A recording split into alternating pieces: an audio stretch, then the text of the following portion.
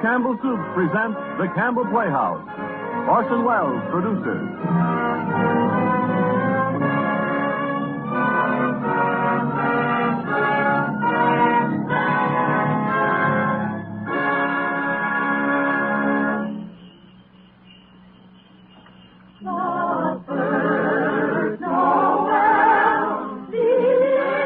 Good evening, this is Orson Welles. There are clearly a number of ways in which a Christmas carol could be introduced. Myself, I am most struck by the happy fortune that enables us on this Christmas Eve to present Mr. Lionel Barrymore, the best-loved actor of our time, in the world's best-loved Christmas story, A Christmas Carol.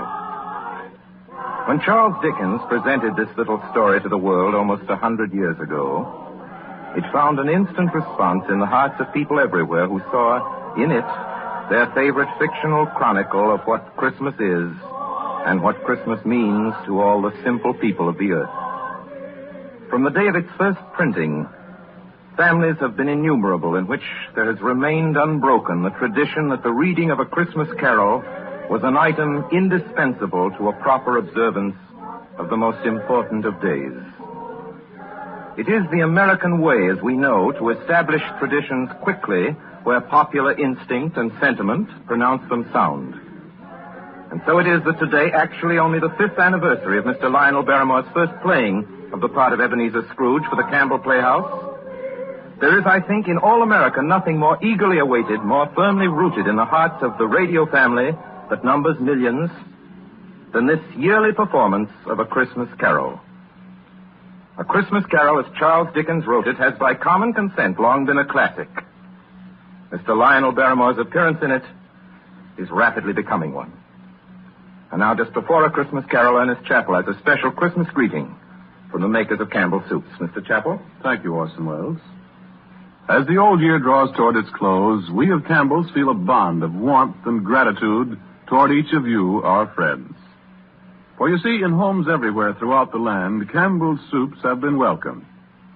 Day by day and week by week, you have placed confidence in us and in the foods we make. And there isn't anything we appreciate more deeply than the fact that so many of you have elected to let Campbell's make your soups for you. And so when Christmas comes, we look about to find some way to show our appreciation, some Christmas present by which to say thank you. The gift we chose 5 Christmases ago and have chosen each year since has become a part of Christmas to many and many a family. It has become a Christmas custom, as Mr. Wells said, to gather around the radio to hear and to enjoy A Christmas Carol. And since it is Christmas Eve, we hope, too, that the younger members of the family are permitted to stay up and listen before dreams and visit of Santa. We get a great deal of pleasure planning and preparing this Christmas gift. And now it's ready. Off come the wrappings. Off come the tags that say, please do not open till Christmas. Out comes the card. To you, from Campbell's. And here is the gift itself.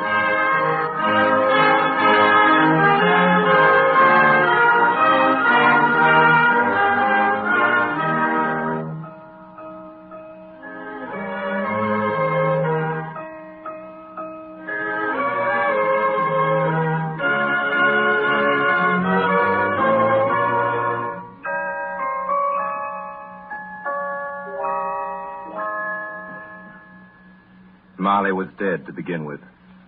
There's no doubt whatever about that. The register of his burial was signed by the clergyman, the clerk, the undertaker, and the chief mourner. Scrooge signed it.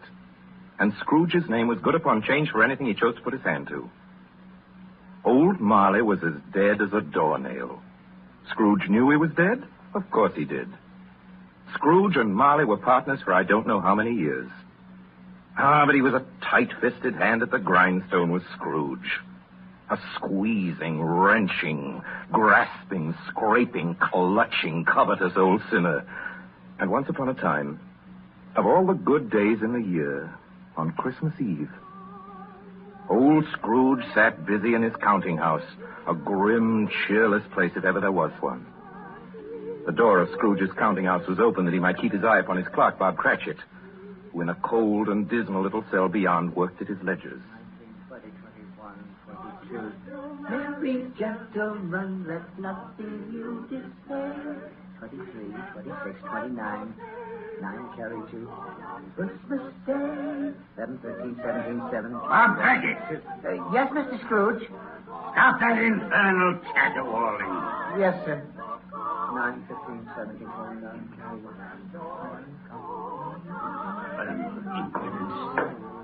Singing their idiotic Christmas carols is my very door.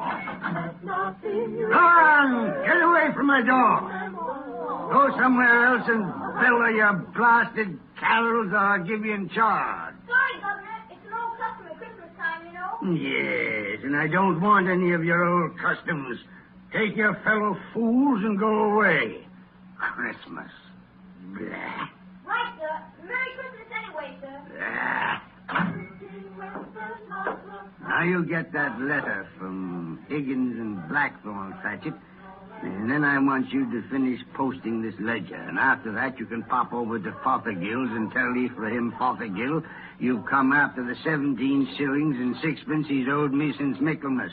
And tell him I shall have a constable over there if he doesn't pay up at once. Mr. Fothergill's wife has been ill, sir. Oh, what do I care about his wife? I want my 17 and 6. I just thought it being Christmas, sir. Christmas.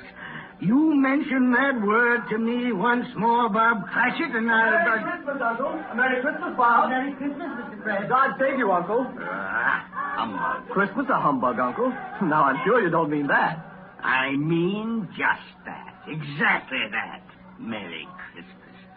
What right have you to be merry?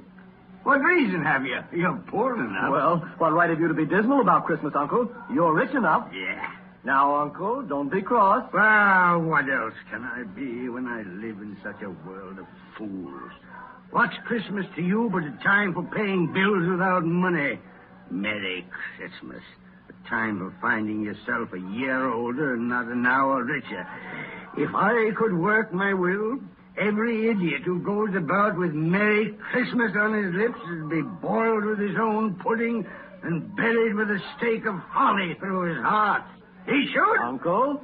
Now, nephew, keep Christmas in your own way and let me keep it in mine. Keep it, but you don't keep it, Uncle. Well, let me leave it alone, then. What do you want? A Christmas gift, no doubt. I came to wish you a Merry Christmas, Uncle. A Merry Christmas. Much good may Christmas do you. Much good it ever has done you. There are many things from which I derive good, by which I have not profited materially, I dare say, Uncle. Christmas among the rest. But I have always thought of Christmas time as a good time. A kind, forgiving, charitable, pleasant time. And therefore, Uncle, though it has never put a scrap of gold or silver in my pocket, I believe it has done me good and will do me good. And I say, God bless it. God bless Christmas. Hurrah! Let me hear another sound out of you there, Bob Cratchit, and you'll keep your Christmas by losing your situation. As to you, nephew, I wonder you don't go into Parliament. You talk enough nonsense. Oh, don't be angry, Uncle. I want nothing from you. I ask nothing of you. Why can't we be friends? Good afternoon. I'm sorry you feel that way. Well, I've tried. A Merry Christmas to you, Uncle. Good afternoon. And a Happy New Year, too.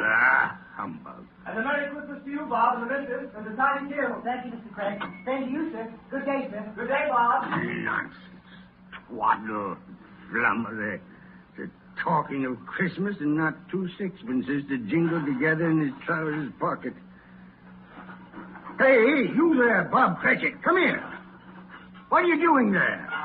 Only putting a bit more coal in the fire, Mr. Scrooge. Seeing it's so cold in there, sir. You put that coal back into the scuttle. A fire. A fire, indeed. I can tell you, if you use coal at that rate, you and I will soon be parting company, Bob Cratchit. You understand that? There's many a young fella like your situation, you know. I'm sorry, sir. My fingers were getting a little stiff with the cold. Then put on your mittens. Someone at the door. Go on, see what it is. Yes, sir. Good afternoon, sir. Good afternoon. This is the firm of Scrooge and Marley. Yes, sir. I should like to see the head of the firm, if I may. Oh, very good, sir. What is it? A gentleman to see you, Mr. Scrooge. Huh? Have I the pleasure of addressing Mr. Scrooge or Mr. Marley? Marley's been dead these 7 years tonight. I'm Scrooge. Well, now, Mr. Scrooge, at this season of the year, it's only fitting that we who are more fortunate should raise a fund to buy the poor some meat and drink and means of warmth. You may not believe it, sir, but many thousands are now in want of common necessities. And hundreds of thousands are in want of the simplest comforts. Are there no prisons? Well, there are plenty of prisons, sir. And the workhouses? They're still in operation, I trust? I wish I could say they are not, but they are, sir. The treadmill and the poor law are in full vigor, then? Both very busy, sir. I'm glad to hear that. I was afraid from what you said at first that something had occurred to stop them in their useful course. No, sir, all these institutions that you mention are flourishing. But it's nevertheless true that some additional provision for the poor and the destitute must be made. A few of us upon change are endeavoring to raise such a fund, you see. And what shall I put you down for? Nothing. Oh, I see. You wish to be anonymous, sir. I wish to be let alone.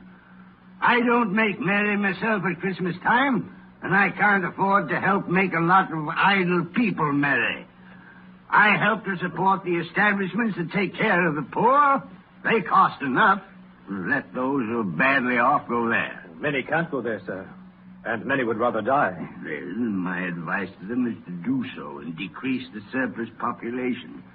Besides, I've only your word for it that all this is so. It's the truth, Mr. Scrooge. Well, so be it, then. It's not my business. It's enough for a man to understand his own business and not to interfere with other people's. Mine occupies me constantly. Good afternoon, sir. I quite understand, Mr. Scrooge. Good Thank you. afternoon. Show this gentleman out. Yes, sir. This way, sir, please. Sir, I couldn't help overhearing. I should like to contribute tuppence. Thank you. Yes, sir. It isn't much, but it's all I can afford. But there are others in worse situation than I am. You're a generous fellow. I wish I might say so of your employer. Thank you. Yes, sir. Good afternoon, sir. Good afternoon. Thank you. Merry Christmas. Merry Christmas. Yes, sir. Close the door. Yes, sir. 24, 31. 1 and carry 3. New scarlet tippet for Tiny Tim. A comb for Martha. 33. 3 and carry 3. A hair ribbon for Belinda. 4, 7, 12, 15. Thank you. Yes, sir. It's too late to have you go to Fothergill's. He'll be closed up for Christmas like these other fools. We may as well close up the place now. Yes, sir. It is getting a little dark. Hard to see the figures. I suppose you'll want the entire day tomorrow. If it's quite convenient, sir. It's not convenient. And it's not fair, either. But I suppose I can't do anything about it. If I was to stop half a crown of your wages, you'd think yourself very ill-used, I'll be bound. Well, sir, Yeah, but you don't think me ill-used when I pay a day's wages for no work. It's only once a year, sir. Once a year. Once a year, indeed. A fine excuse for picking a man's pocket every 25th of December. But I suppose there's no good talking. You must have the whole day. Well, see that you're here all the earlier the next morning. You understand? Oh, I will, sir. I will indeed. Good night, sir, and Merry Christmas. Merry Christmas.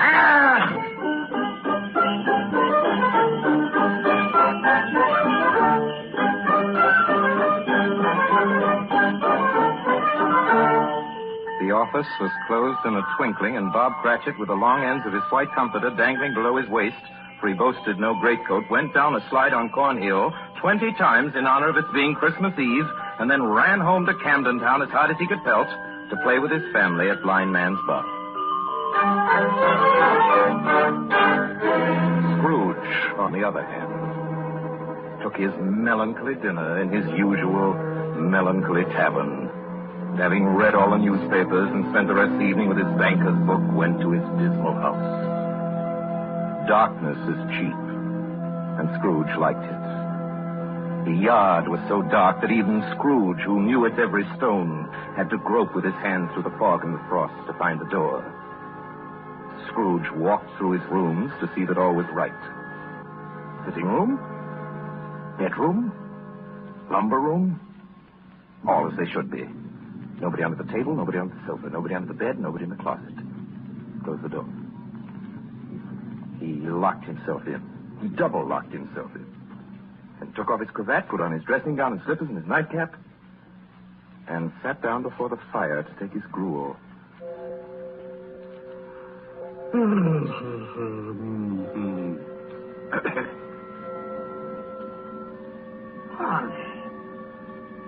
Marley?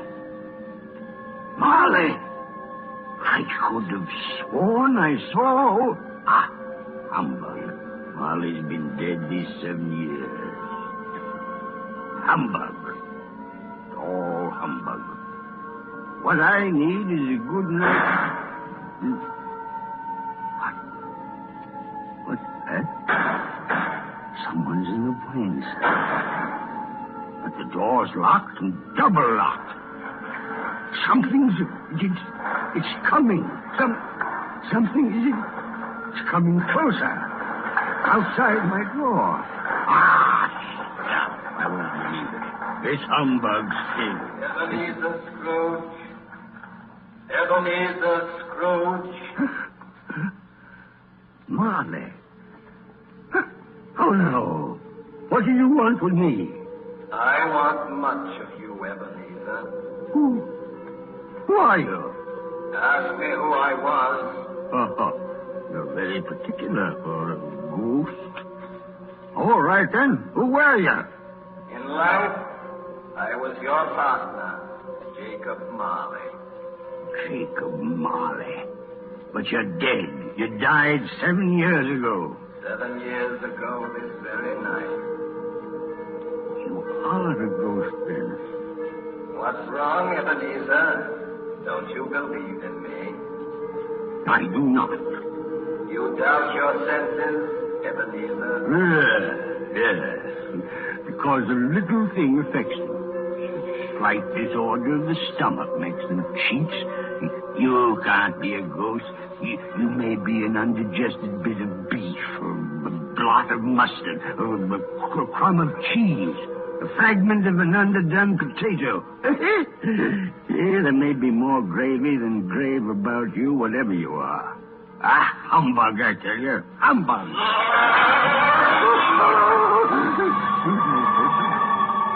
Excuse me. I do believe in you. You are a ghost, Jacob. Thank you.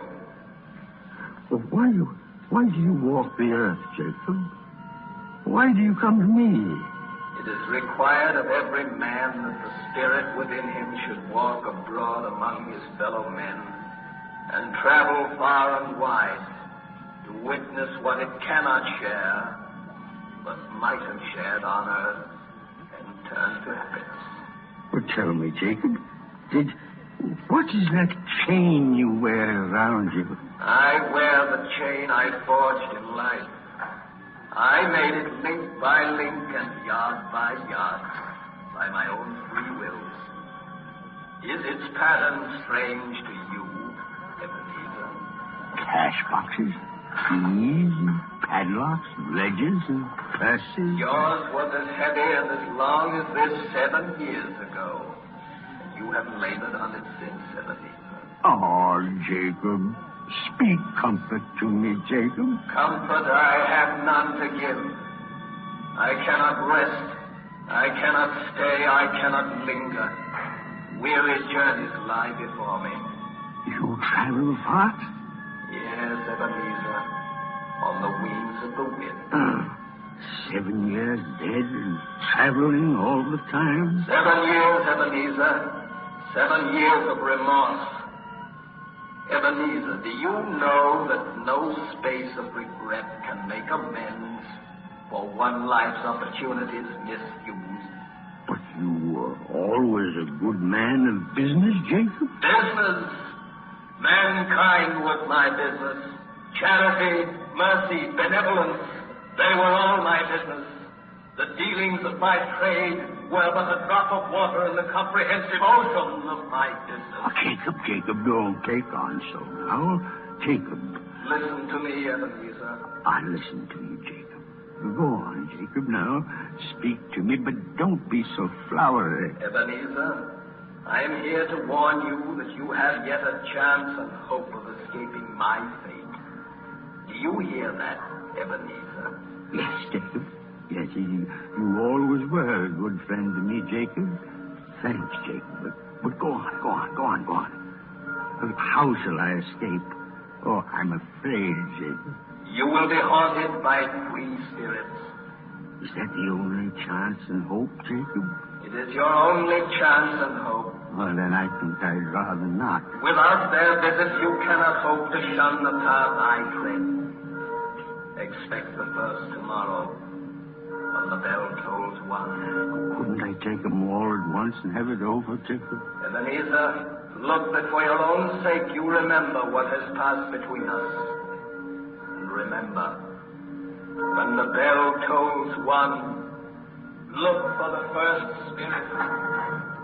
Molly! Jacob, Molly!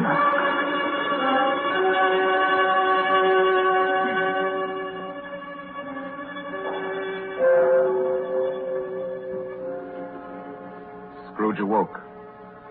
He was lying on his bed fully dressed. Suddenly the curtains of his bed were drawn aside, and Scrooge found himself face to face with the unearthly visitor who drew them as close to it as I am now to you. And I am standing in the spirit at your elbow. It was a strange figure, like a child. Yet not so like a child as like an old man. Its hair, which hung about its neck and down its back, was white as if with age. And yet the face had not a wrinkle in it, and the tenderest bloom was on the skin. The arms were long and muscular, the hands the same, as if its hold were of uncommon strength. Ebenezer Scrooge. Who's that? Ebenezer Scrooge, I have come for you. Are you the spirit, sir, whose coming was foretold me? I am that spirit. What are you? I am the ghost of Christmas past. Long past? No, your past. But what do you want of me? What brings you here to haunt me? Your welfare, Ebenezer Scrooge. Rise and walk with me. Oh, no, not out of the window. I can't do that. I'll fall down. I'm not a spirit. I'm mortal, and I'll fall. There but a touch of my hand upon your heart, and you shall be upheld in more than this. Come, follow me.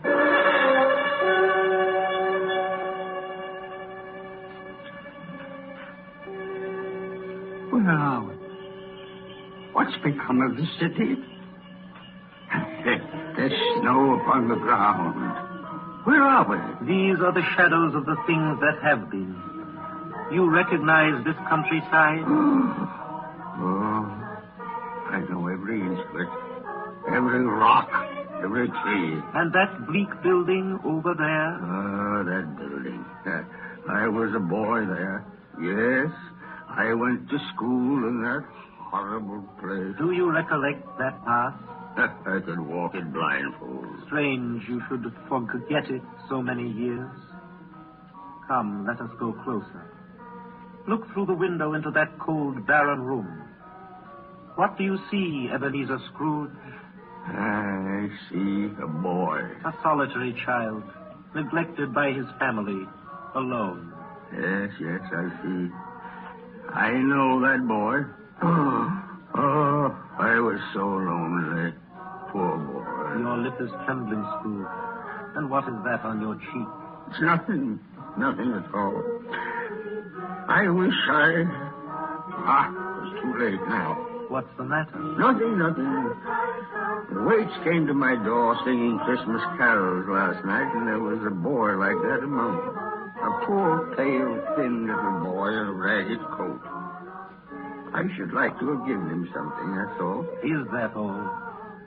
Come, Ebenezer Scrooge. Let us see another Christmas.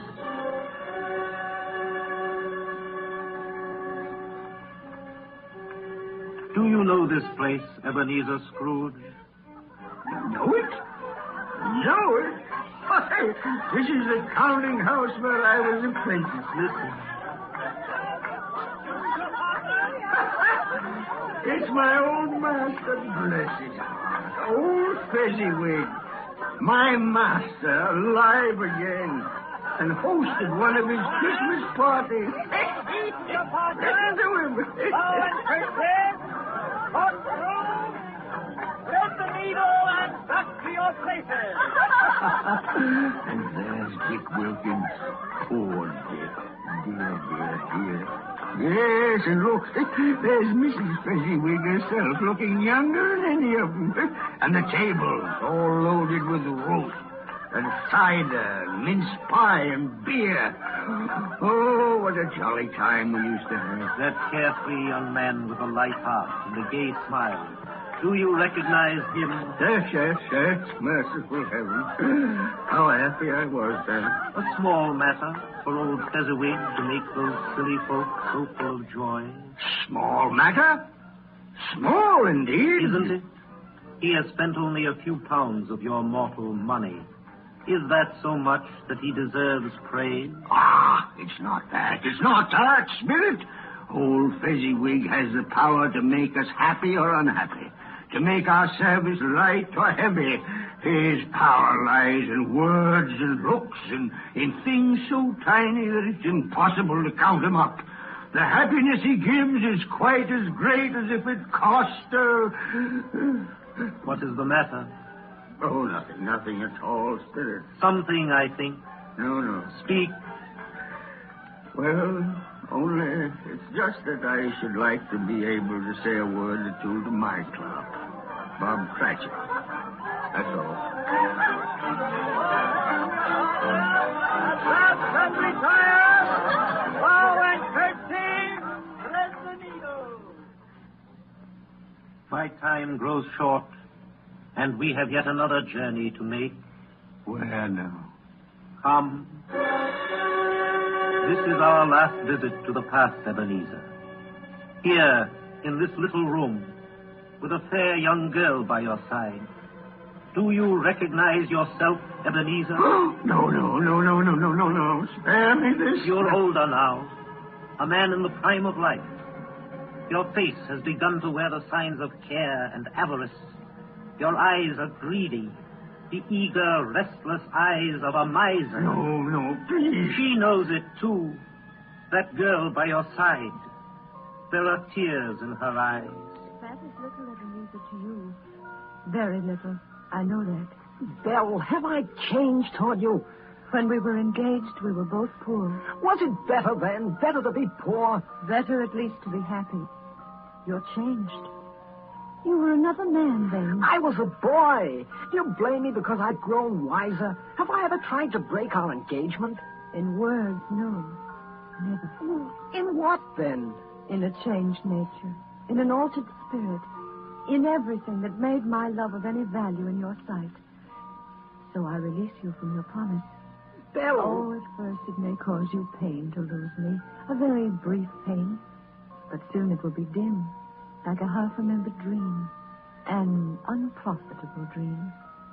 And you will be glad to be awake from such a dream.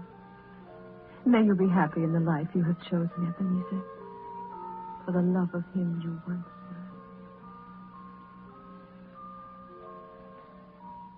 It's enough. Show me no more. Take me home. These were shadows of the things that have been. That they are what they are. Do not blame me. No more. One shadow more. Come. Do you see this man, Ebenezer Scrooge? This man might have been you. And the woman beside him, your wife. And that girl. That girl might have been your daughter, Ebenezer Scrooge. She might have called you father. She might have been a springtime in the haggard winter of your life. Spirit, let me go. Show me no more. Listen now while they speak, Ebenezer. Belle, I saw an old friend of yours today. Who was it? Yes. How can I? Oh, I know. Mr. Scrooge. Mr. Scrooge it was. I passed his office window. It wasn't shuttered. And there was a candle inside, so I couldn't help seeing him. His partner, Molly, lies at the point of death, I hear. And there Scrooge sat, all alone. Quite alone in the world, I do believe. Spirit, I can't bear any more. Leave me. Haunt me no more. Take me back. Take me back.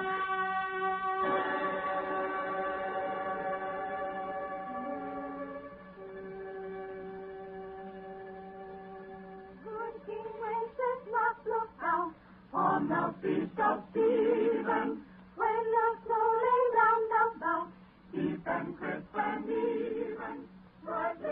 You are listening to the Campbell Playhouse, bringing you tonight the 5th annual presentation of Charles Dickens' A Christmas Carol, produced by Orson Welles and starring Lionel Barrymore as Scrooge. This is the Columbia Broadcasting System. This is the WBBM Air Theater, Wrigley Building, Chicago. When we bear them thither, sing and monarch, forth they went together, through the rude green parliament, and the bitter weather. And now, back to the Campbell Playhouse and our 5th annual presentation of A Christmas Carol. A Christmas present from the makers of Campbell's Soups.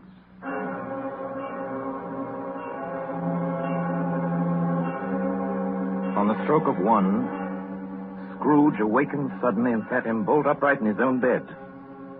You remembered the words of Marley's ghost and wondered from which direction the second specter would appear. At that moment, nothing between a baby and a rhinoceros would have astonished him very much. Now, being prepared for almost anything, he was not by any means prepared for nothing. And consequently, when no shape appeared, he was taken with a violent fit of trembling. 5 minutes, 10 minutes, a quarter of an hour went by, yet nothing came. Then, as he sat in his bed, he became aware gradually of a great blaze of ruddy light that seemed to shine upon him from the adjoining room.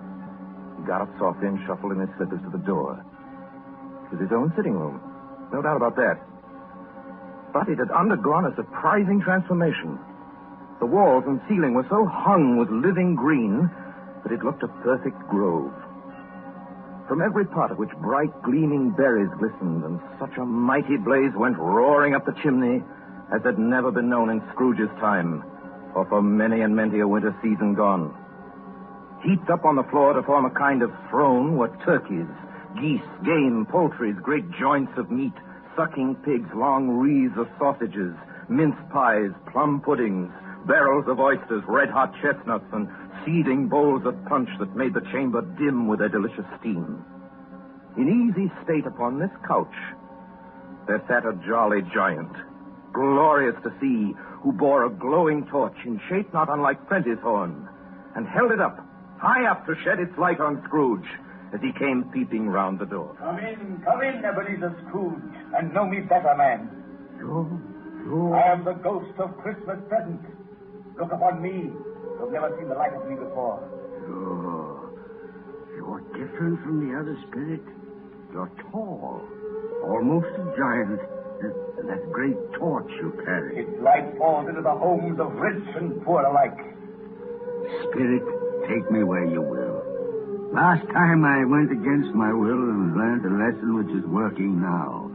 If you have anything to teach me, let me profit by it. Touch my robe, Ebenezer Scrooge. Touch my robe. You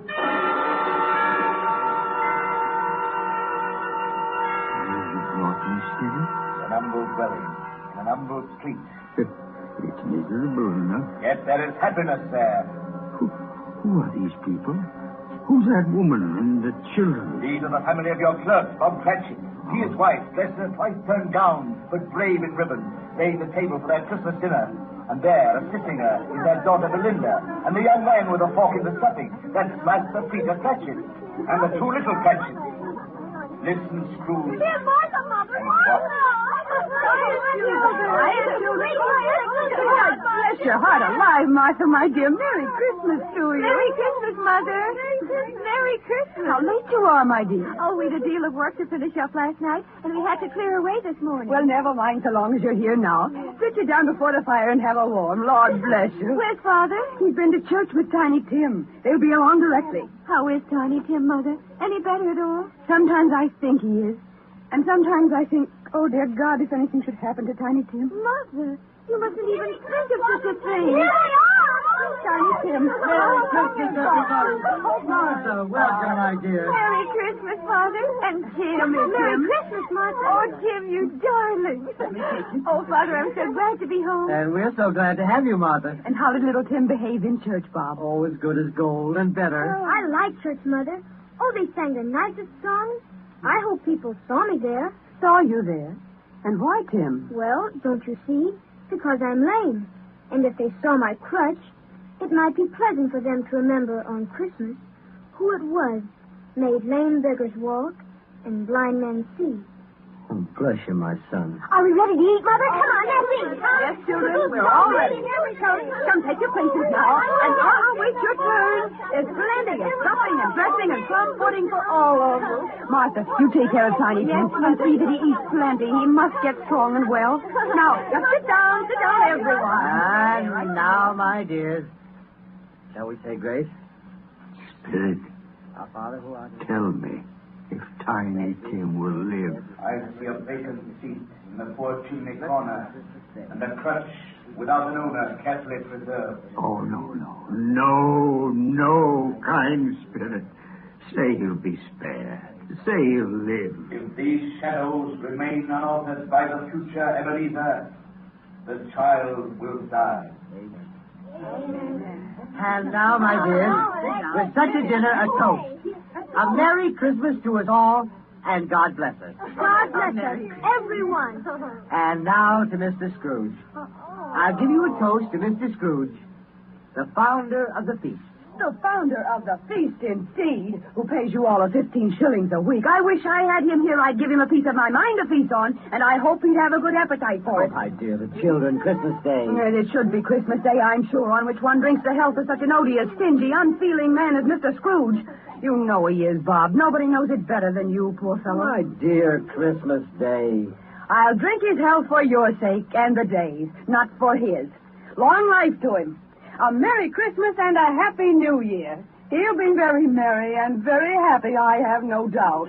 And I say God bless him too, Mother, and everyone. I'd like to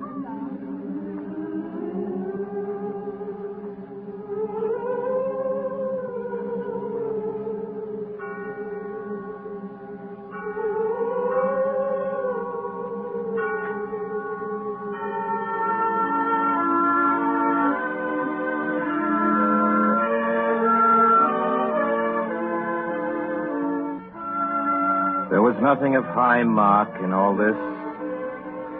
They were not a handsome family, these Cratchits. They were not well dressed. Their shoes were far from being waterproof. Their clothes were scanty and had known, very likely, the insides of a pawnbroker's. But they were happy, grateful, pleased with one another, and contented with the time. And when at last they faded, Scrooge had his eye upon them, and especially on Tiny Tim, until the last. Many calls Scrooge made that night with a ghost of Christmas presents. Down among the miners they went who labor in the bowels of the earth, and out to sea among the sailors at their watch, dark, ghostly figures in their several stations. Much they saw, and far they went, and many places they visited, but always with a happy end. The spirits stood beside sick beds, and they were cheerful. On foreign lands, and they were close at home. By poverty, and it was rich. In almshouse, hospital, and jail, where vain man in his little brief authority had not made fast the door and barred the spirit out, the spirit left his blessing. It was a long night, if it was only a night. And it was strange, too, that while Scrooge remained unaltered in his outward form, the ghost grew older. Clearly older. My life upon this globe is very brief, Ebenezer. It ends tonight. Tonight? Tonight at midnight. Hark. The hour has come. Oh, no, not yet. Not yet. There are still more things I wish to learn. These you will learn from still another spirit. Still another spirit, Ebenezer. Scrooge looked about him for the ghost. It had vanished, and he found himself once more in his bed in his dressing gown and his nightcap on his head. He heard the clock strike, and then he remembered the prediction of old Jacob Marley. And lifting up his eyes, beheld the third spirit.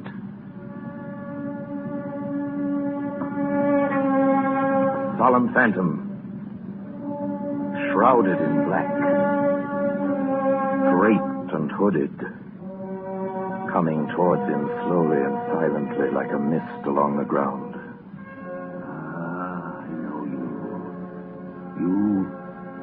for the ghost of Christmas yet to come. You will show me the shadows of things that have not happened, but will happen in the time before us. Answer me, spirit. Ghost of the future, I fear you more than any specter I've seen. Yet I know your purpose is to do me good, and as I hope to live to be another man from what I was, lead on. Lead on. Night's waning fast. Time's precious.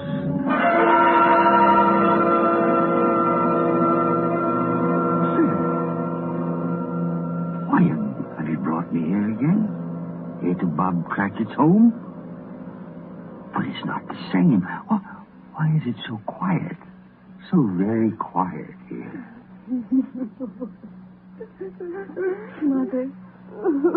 Mother, please. Oh, my son. My little son. Tiny Tim. I loved him so. Oh, Mother, dear, you mustn't. It's almost time for Father to be home. Don't let him see you crying. Yes. Yes, Mother. He's late tonight. He walks slower than he used to. And yet I've known him to walk very fast indeed with Tiny Tim on his shoulders. So have I, Mother. But he was light to carry. And his father loved him so that it was no trouble. No trouble at all. Bob. Good evening, my dear. You're late, Bob. Yes, I'm sorry, my dear. I went to the churchyard today. I wish you could have gone with me. You've done your heart good to see how sweet and green a place it is. But you'll see it often, I promised him.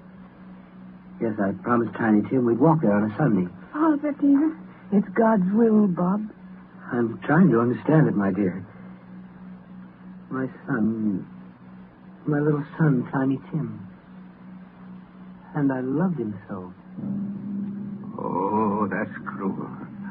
Cruel. Spirit, can't you give me one ray of hope that I may change all that Tiny Tim may live?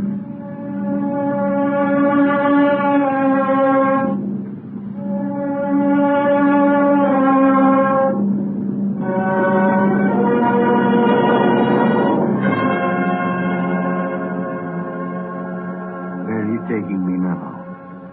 Here, on a common street, Spirit? What is there for me to learn here? Who are those men? I don't know much about it. Either way, I only know he's dead. When did he die? Last night, I believe. It's likely to be a very cheap funeral for common men like. I don't know anybody to go to it. Suppose we make up a party and volunteer. I don't mind going if a lunch is provided. Come to think of it, Albert tried with his best friend. What? We used to nod to each other when we met in the street.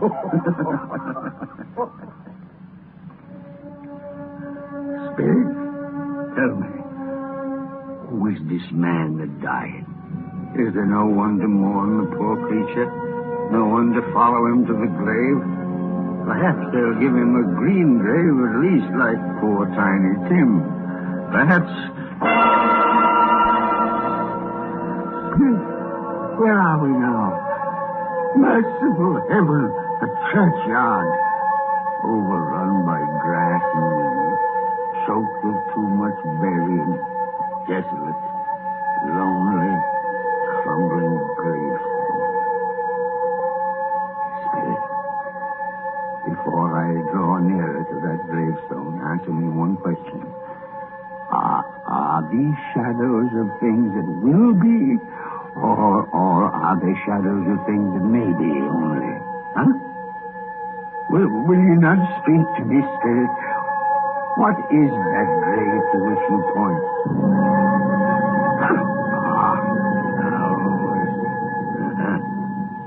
There's writing on that stone. The name on the gravestone is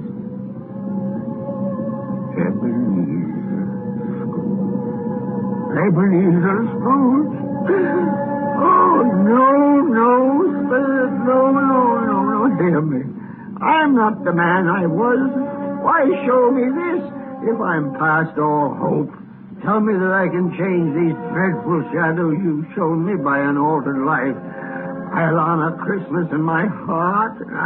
I'll try to keep it all the year. I'll live in the past, the present, and the future, and I'll not shut out the lessons that they teach. Tell me, Spirit. Oh, go on. Tell me. Tell me that I can sponge away the writing on that stone, Spirit. I beg you, Spirit. I beg you.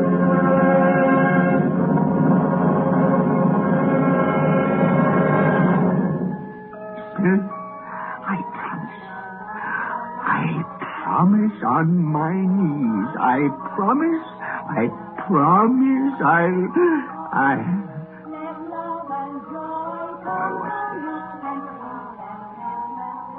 It's my own bed, boy.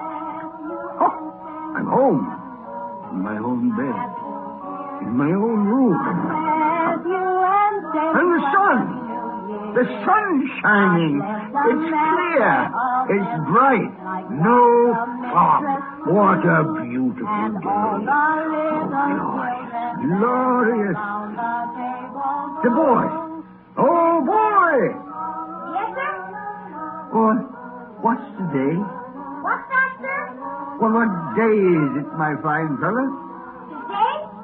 Why, it's Christmas Day. Ha-ha! Christmas Day! Then I haven't missed it. The spirits have done it all in one night. All in one night. Heaven be praised. How's that, sir? Listen, my lad. You know where the poulterer is in the next street? I can say I do. Ha! Intelligent boy. A remarkable boy. Tell me, do you know if they sold the prize turkey that was hanging in the window? The one as big as me? What a delightful boy. It's a pleasure to talk to you. Yes, my buck? It's hanging there now, sir. That's wonderful. Go around, will you? And tell him to send it to Bob Cratchit and his family on Broad Street. And mind you, they're not to know who paid for it. Oh, now, honey, my lad. Here, wait a minute. Here's $1/2 for your trouble. Yes, sir. Yes, sir. And a Merry Christmas, sir. And a Merry Christmas to you, my boy. Oh, I don't know what to do.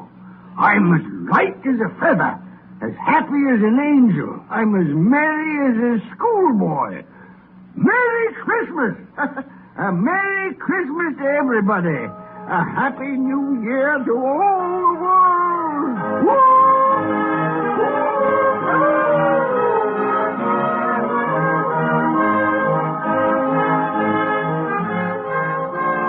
My dear sir, how do you do?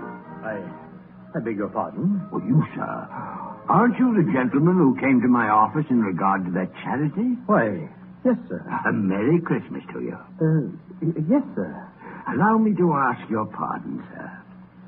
And will you have the goodness to accept? I prefer to whisper this. But, Lord bless me. My dear Mr. Scrooge, are you serious? If you please, now, not a farthing less. A great many back payments are included in it, I assure you. Will you do me that favor? Oh, my dear sir, I don't know what to say to such munificence. No, don't say anything, please. Come and see me. Will you come and see me? I will indeed. Thank you. I'm much obliged to you. I thank you 50 times. Bless you. Merry Christmas. Next morning, Scrooge was early at his office. He went early for a reason. If he could only be there first and catch Bob Cratchit coming late. That was the thing he'd set his heart upon. And he did it. Yes, he did. The clock struck 9. No Bob. 1:15, no Bob. Scrooge sat with his door wide open that he might see him come in. At last he came. His hat was off before he opened the door. His comforter, too. He's on his stool in a jiffy, driving away with his pen as if he were trying to overtake 9 o'clock. 15 at 21, 6 and carry the 1, and 24 and carry the 2, 31 and 8 and 9. Hello, you, Cratchit. Yes, sir. Step this way, Cratchit, if you please. Cratchit, what do you mean by coming in at this time of day? Oh, I'm very sorry, sir. I am behind my time. You are. Yes. I think you are. Oh, it's only once a year, Mr. Scrooge. It shall not be repeated. I was making rather merry yesterday, sir. I'll tell you what, my friend. I'll not stand this sort of thing any longer. And therefore, Bob Cratchit, I'm about to raise your salary. Mr. Scrooge, are you quite yourself, sir? No. No, thank heaven, I'm not quite myself. Merry Christmas, Bob. Merry Christmas, my good fellow. A merrier Christmas than I've given you in many a year. I shall raise your salary, and we'll see what we can do for Tiny Tim and the rest of your family. Huh? We'll discuss it this very afternoon over a Christmas bowl of smoking bishop. Bob, make a fire. Make it up and buy another coal scuttle before you dot another I, Bob Cratchit.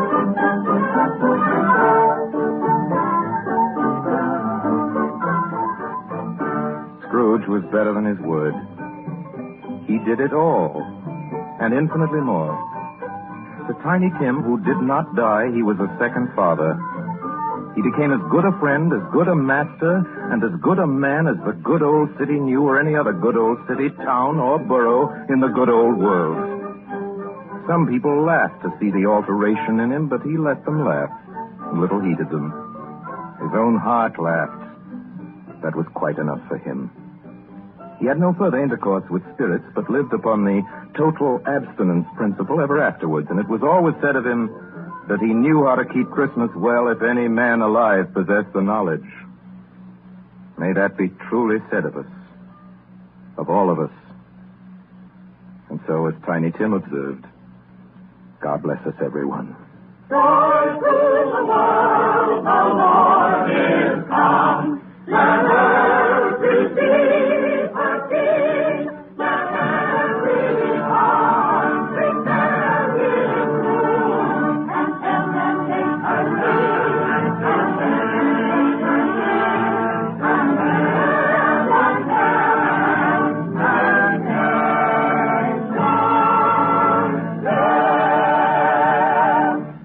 You have just heard our annual presentation of Charles Dickens' A Christmas Carol, starring Lionel Barrymore, brought to you by the makers of Campbell Soups. And now here is Orson Welles. Ladies and gentlemen, at this point in the program, it's my custom, as you know, to present you with a few words of introduction, our guest of the evening. With your consent, I shall dispense with this tonight. To introduce tonight's guest to the Campbell Playhouse audience, or to any American audience, is an extravagant and superfluous procedure. For if ever an actor has won for himself a lasting place in the hearts of his fellow countrymen through years of unsparing and inspiring service, that actor is Lionel Barrymore. Mr. Lionel Barrymore. Oh, thank you, Orson Welles. Good evening, ladies and gentlemen. Well, this is the fourth year I've had the pleasure of appearing in the Christmas Carol here on the Campbell Playhouse, and I assure you all it's a pleasure that never tires. As long as I can remember, this has been one of my favorite stories. When we were children, it was read to us regularly at this time of year, as it is to many millions of children right now. And like many of them, I'm sure, the three of us, Ethel, Jack, and I, with the aid of a sheet and some old ironware, made a play of it. As I remember, we had 3 Scrooges in that production. Who played Tiny Tim? I think we had 3 Tiny Tims, too. But seriously, I can think of no part that I've enjoyed playing again and again as much as I have the part of that squeezing, wrenching, grasping, scraping, clutching, covetous old sinner, Ebenezer Scrooge. And I can think of no happier or more suitable choice for the makers of Campbell Soups to offer the people of America as their Christmas present each year than Charles Dickens' well-beloved story, A Christmas Carol. Good night, Orson. Good night, everybody. And a Merry, Merry Christmas to you all. Good night to you, Mr. Barrymore. Thank you, sir, and a Merry Christmas to you. Ladies and gentlemen, next Sunday night, we're happy to announce our version of a great and truly American story by a great American novelist, Come and Get It, by Edna Ferber. Against a background of the mighty forests of Miss Ferber's own Wisconsin, it tells a stirring tale of the men and women who live and die in the woods in order that lumber may come down the rivers every spring into the cities of the modern world. Like so many of Miss Ferber's epic romances of American life, it was made from a best-selling novel into a highly successful motion picture. Now we bring it to you on the air. The story of a man and his son and the girl they both loved, Lotta. Lotta, played for us by one of the loveliest and most accomplished of Hollywood's younger dramatic actresses, Miss Frances D. And so until next week, until Come and Get It, my sponsors, the makers of Campbell Soups, and all of us in the Campbell Playhouse remain as always obediently yours. But just one moment. Please, Benny, excuse me. Ladies and gentlemen, it's the night before Christmas. And all through the Campbell Playhouse, not a creature is stirring that doesn't join Lionel Barrymore in wishing you a Merry, Merry Christmas. This goes for all of us, from my sponsor, myself, or for all of us, from Don McBain, who runs the machinery in the control room, to Miss Helgren, who types the Campbell Playhouse scripts. A Merry Christmas. From Benny Herman and his band of Merry Melodians, Merry Christmas. From Max Sayers, canary-throated chorister, a very Merry Christmas. And from Harry Essman and Cliff Thorson and his crew of sound effect technicians, a Merry Christmas. And from Orson Welles and his considerable aggregation of dramatic talent, who include, among others, Mr. Everett Sloane, Mr. Frank Reddick, Mr. Erskine Sanford, Mr. George Coulouris, Mr. Ray Collins, Miss Georgia Backus, Miss B. Benederet, and many, many others, a Merry Christmas. How about it, everybody? A Merry Christmas. That's right. And now, as Tiny Tim says, God bless us, everyone.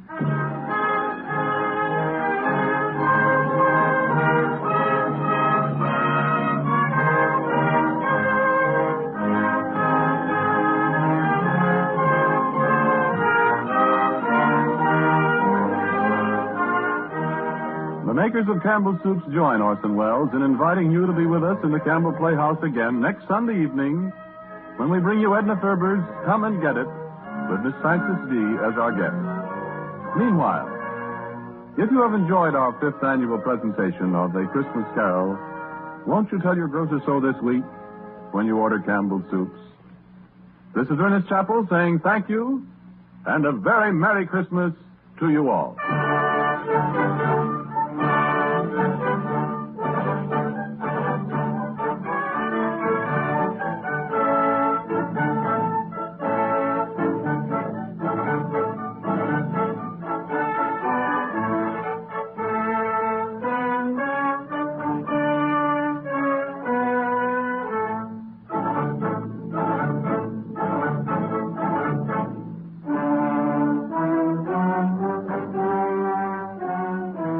Columbia Broadcasting System. This is WBBM